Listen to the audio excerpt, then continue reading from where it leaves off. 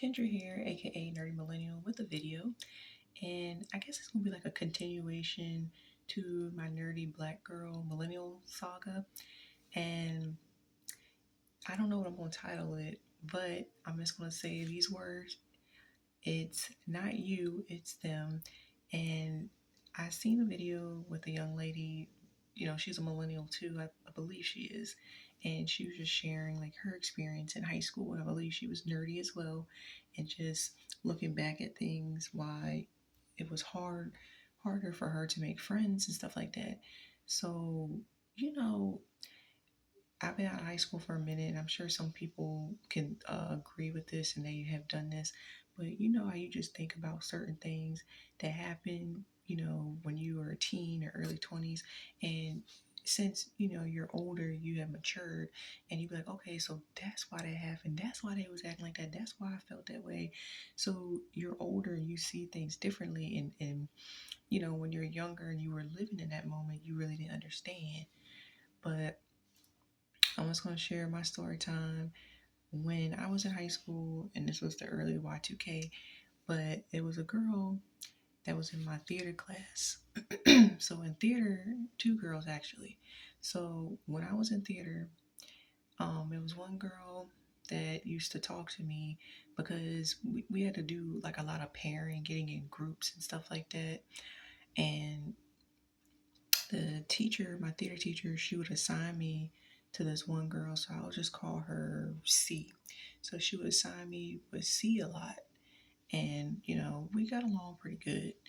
And then sometimes we would have to get into groups of three. So it was another girl, I'm gonna call her S. So C and S, they got along really, really well and stuff like that. So much so that, outside of theater class, because we had another period together, not in the same classes, but we had gym class the same period, but we had all had different teachers. But when we had to run track and stuff like that, they would, run the track and walk the track and talk. So they got along really, really good. Um, but for some reason, S, she just was very annoyed by me, very annoyed. And I just, at the moment, because I was like 16, so 16-year-old me didn't understand what her issue was. And in theater class, because a lot of times, like I said, we would be in groups like of two and three a lot. So C and S and myself would be in groups, and C and S would talk, laugh, get along.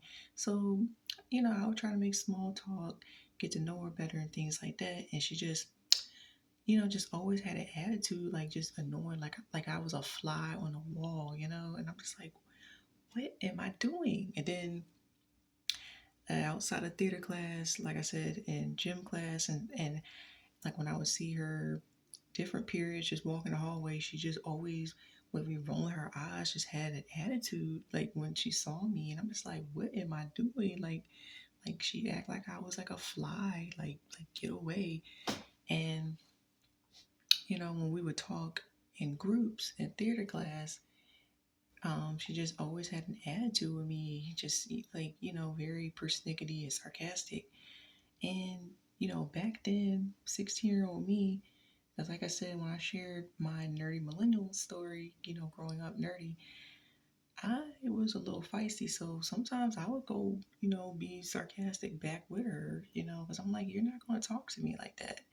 And I think C, she knew that there was some tension, so she was trying to lighten up the mood.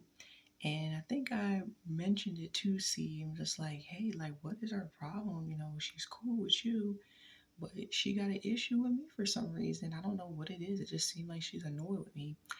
And C would just be like, oh, she's cool. There's this, I don't notice it. She's cool. And I'm like, well, I notice it. Something. And I never asked her what her problem was. Never asked S what her problem was.